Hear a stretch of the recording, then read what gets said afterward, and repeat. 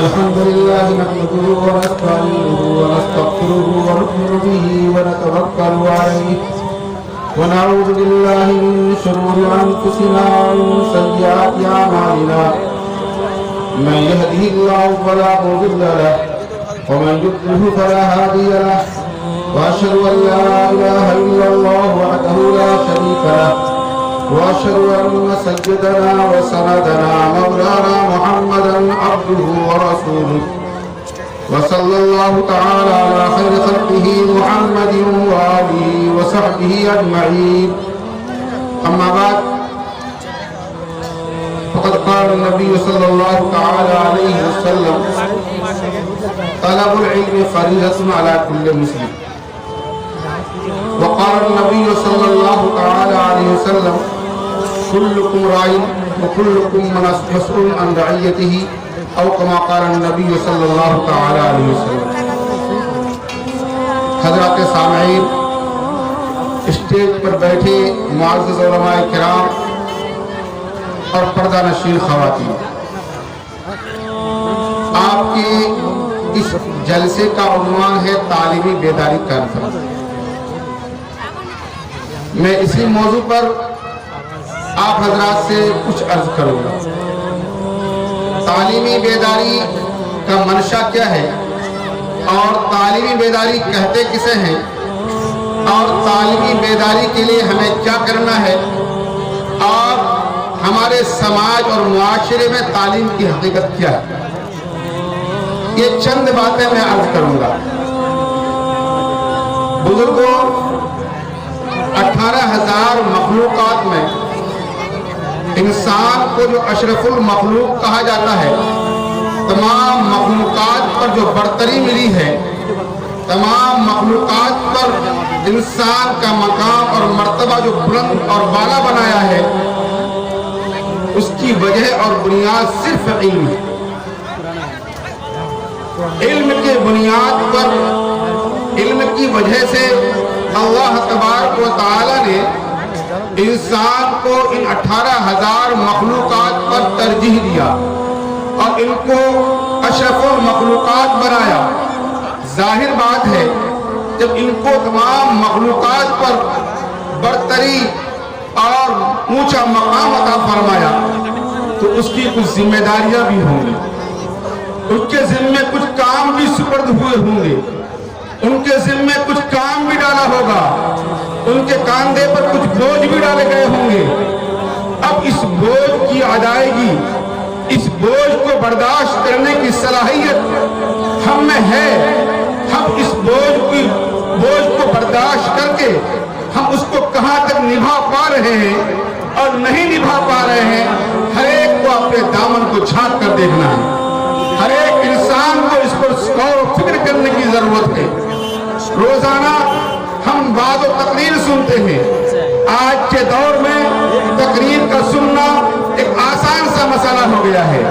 ہر ایک کے گھر میں بڑا موبائل ہے اور موبائل لگا کر آدمی مختلف قسم کے اور مختلف عنوانات پر تقریر سنتا رہتا ہے، اور تقریر سنتا نہیں ہے بلکہ رسم بن گیا ہے کہ موبائل کھول دیا، ہم کام بھی کر رہے ہیں اور موبائل میں کیا کہا جا رہا ہے اس پر میرا دھیان نہیں رہتا، صرف دل بہلانے کے لیے اور طبیعت کو بہلانے کے لیے ہم نے موبائل کو لگا دیا۔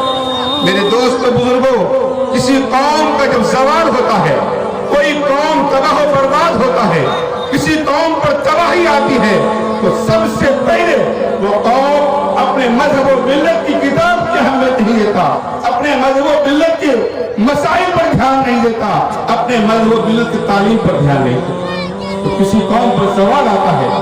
میرے دوستو، آج امت مسلمہ پر جو زوال آ رہا ہے، ہمارے اور آپ پر زوال کے بادل منڈلا رہے ہیں، ہم در بدر ٹھوکریں کھا رہے ہیں، ہم در بدر بھٹکتے پھرتے ہیں، کبھی اس کا دوا تلاش نہیں کی۔ اگر اس کا دوا تلاش کریں گے تو آپ کو دوا وہی ملے گی کہ ہمارے سماج سے، ہمارے معاشرے سے اسلامی تعلیمات کا روح نکل گیا ہے، اسلامی تعلیم کا جنازہ نکل گیا ہے۔ میرے دوستو، یہ بات کڑوی لگے گی کہ آج हम अपने बच्चों को स्कूल में पढ़ाते हैं, कॉन्वेंट में पढ़ाते हैं, शौक से पढ़ाते हैं। आपको पढ़ाने के लिए 4,000-5,000 रुपए आप वक्त से पहले फीस अदा कर देते हैं, लेकिन वो बच्चे जो आपके मकासद में पढ़ते हैं, जो आपके दीन का बचने का जरिया है, आपके मुआशरे को बचाने का जरिया है, आपके समाज को बचाने का जरिया है, वहां 200 रुपये एक महीने में आपके जेब से वक्त पर नहीं निकलता। ये इस्लाम की तालीम हमारे समाज से जो उसकी अहमियत निकल गई, हमारे मुसलमानों के दिल से जो उसकी अजमत निकल गई, उसकी रूह निकल गई, तो अल्लाह की रहमत भी हमारे घरों से खत्म हो गई।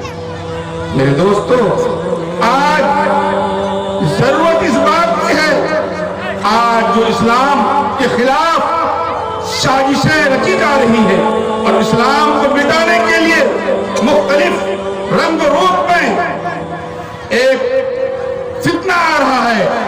इन फितनों का मुकाबला अगर हम करना चाहते हैं और इन फितनों के मुकाबले से अपने नौजवानों को बचाना चाहते हैं, इस उम्मत की हिफाजत करना चाहते हैं, आने वाले नस्लों की हिफाजत करना चाहते हैं, तो मेरे दोस्तों, आप भूखे तो हैं, लेकिन आपका बच्चा कम से कम कुरान करीम की तालीम से आरास्ता हो जाए, कम से कम दीनी तालीम से आरास्ता हो जाए। अगर दीनी तालीम से आरास्ता नहीं होगा, आप स्कूल में पढ़ाएंगे, कॉन्वेंट में पढ़ाएंगे, बड़ी बड़ी डिग्रियां हासिल कर लेंगे, लेकिन उसके ईमान की कोई जमानत नहीं है, उसके इस्लाम की कोई जमानत नहीं है। और सबसे बड़ी हसरत की बात यह है, आज हम इंतकाल कर जाते हैं, मेरे ऊपर कब्र के ऊपर कोई फातिहा खानी करने वाला नहीं लेता। इसकी वजह क्या है? हमने उसको कुरान की तालीम नहीं दिया, कुरान नहीं पढ़ाया, इस्लामी तालीमात से वाकिफ नहीं कराया। नतीजा ये होता है कि आप पढ़ने के बाद आप मोहताज हो जाते हैं, आपके ऊपर कुछ पढ़ने वाला नहीं है, एक हक सवाल रिसाली करने वाला कोई नहीं होता। मेरे दोस्तों, बड़ा अफसोस का मकाम है, आज जिस चीज की हमें जरूरत है, आज एक ही नहीं, समाज की जो खराबियां हैं, मुआशरे की जो बुराइयां हैं, सारे बुराइयों का जड़ जिहालत है। अगर जिहालत दूर हो जाएगी, जिहालत से मुराद दीनी तालीम आ जाएगा। मैं ये नहीं कहता हूं कि आप आलिम बना दीजिए, हाफिज बना दीजिए, जरूर आप स्कूल में, कॉन्वेंट में पढ़ाइए, कॉलेजों में, यूनिवर्सिटी में पढ़ाइए, मैं उससे मना नहीं करता, लेकिन मैं ये बात जरूर कहूंगा कि आप बच्चे की इब्तिदाई मरहले की तालीम, दीनी तालीम उसको सिखाएं, कुरान करीम की तालीम सिखाएं। और जब कुरान करीम की तालीम सीखेगा, दीनी तालीम सीखेगा, उस दीन के माहौल में उसकी तरबियत होगी, दीन के आगोश में वो पढ़ेगा, वो बड़ा भी हो जाएगा, जवान भी हो जाएगा, बूढ़ा भी हो जाएगा, उसके दिल से और दिमाग से ईमान की अजमत कभी खत्म नहीं होगी, इस्लाम की अजमत कभी खत्म नहीं होगी। मेरे दोस्तों, एक वाकया सुनाता हूं। ये वाकया आप सुनेंगे तो इस्लाम की तालीम जो इब्तिदाई मरहले में होती है, उसका असर क्या होता है। अमेरिका का वाकया है कि एक मुसलमान लड़का, नमाजी, मुत्तकी, परहेजगार, दीनदार, एक ऑफिस में काम किया करता था और वहां एक ईसाई लड़की भी उस ऑफिस में काम करती थी। दोनों में आपस में मोहब्बत हो जाती है और मोहब्बत का नतीजा ये होता है कि ये लड़का उस लड़की से शादी के लिए पैगाम भेजता है और वो लड़की, ईसाई लड़की, उनके वालिदैन ने शर्त लगाया कि 3 शर्त है, ये 3 शर्त के बाद तुम्हारी शादी इससे होगी। नंबर 1, तुमको इस्लाम छोड़ देना होगा। नंबर 2, तुमको वतन जाने नहीं दिया जाएगा, इसी अमेरिका में रहना होगा। नंबर 3, कुरान करीम कभी तुमको देखने के लिए नहीं दिया जाएगा। ये 3 शर्त उस लड़के ने कबूल किया और मुर्तद होकर उस लड़की से शादी कर लिया। लेकिन वो लड़का इब्तिदाई तौर पर कुरान करीम पढ़ा हुआ था, अल्लाह के अहकामात से वाकिफ था, अल्लाह के शरीयत से वाकिफ था, दीन से वाकिफ था, अल्लाह के नबी से मोहब्बत करता था। जब उनकी शादी हो गई और ईसाई के घर में वो गया तो छुपा कर कुरान करीम को कपड़े में लिपट कर एक ताक में रख दिया। एक दिन ऑफिस चला गया और उसकी बीवी گھر صاف کرنے لگی، گھر کے زائد سامان کو صاف کر کے کوڑا دان میں پھینک دی اور اس کوڑا دان میں اس کلام پاک کو پھینک دیا۔ جب وہ لڑکا شام کو واپس آیا اور دیکھتا ہے کہ جس کتاب کو میں طاق میں رکھا تھا آج طاق میں نہیں ہے، بیوی سے پوچھتا ہے کہ گھر کے غیر ضروری سامان کو تم نے کہاں بھیجا ہے اور کہاں پھینکا ہے؟ کہا کہ کوڑا دان میں ڈال کر آیا ہوں۔ چنانچہ واقعہ لکھا ہے وہ لڑکا دوڑ کر کوڑا دان جاتا ہے اور اس کتاب کو چن کر نکالتا ہے، تلاش کر کے نکالتا ہے، صاف کرتا ہے، صاف کرنے گھر پر لاتا ہے اور طاق میں سجاتا ہے۔ اس کی بیوی عیسائی تھی، وہ کہتی ہے کہ یہ کون سی کتاب ہے تم جس کو اپنے گھر پر لائے ہو؟ یا تو یہ کتاب گھر میں رہے گی یا میں اس گھر میں رہوں گی، دونوں کا استعمال نہیں ہو سکتا ہے۔ بات بڑھ گئی، ان کے گھر والے جمع ہو گئے اور جمع ہونے کے بعد یہ بات آئی کہ یہ کتاب کون سی کتاب ہے؟ معلوم ہوا تو قرآن کریم ہے، اور قرآن کریم یہ لڑکا اپنے گھر میں رکھا ہے۔ اس کی بیوی نے کہا کہ قرآن کریم اگر اس گھر میں رکھو گے تو تمہارے نکاح میں نہیں رہو گے۔ چنانچہ وہ لڑکا بہت سوچ و فکر میں ڈوب گیا۔ کچھ دیر بعد اللہ تعالیٰ نے ان کی ایمانی حمیت، ایمانی غیرت کو بیدار کیا۔ وہ کہتا ہے کہ میری بیوی میرے نکاح سے چلے جائے، میں اس کو منظور کر سکتا ہوں کہ اس کتاب کی محبت کو میں دل سے نکال نہیں سکتا۔ چنانچہ واقعے میں لکھا ہے کہ بیوی کو طلاق دے دیا اور پھر آفس میں کام کرنے لگا۔ ان کے بعد مسجد میں جانے لگا، جس مسجد میں پہلے نماز پڑھتا تھا۔ امام صاحب نے دیکھا کہ بھائی کچھ بہت دنوں سے یہ نوجوان غائب تھا، پھر آج مسجد آیا ہے۔ امام صاحب بلائے کہ معاملہ کیا ہے، تو پورا واقعہ سنایا اور رونے لگا کہ اللہ تعالیٰ نے میرے سینے میں قرآن کو واپس کر دیا، میرے سینے میں ایمان کو واپس کر دیا۔ میرے دوستو یہ کس کی برکت تھی؟ یہ قرآن کریم کی برکت تھی، اسلامی تعلیم کی برکت تھی۔ اور اگر انہوں نے ابتدائی مرحلے میں قرآن کریم نہیں پڑھا ہوتا، اسلامی تعلیم سے واقف نہیں ہوتا تو ہرگز ہدایت نصیب نہیں۔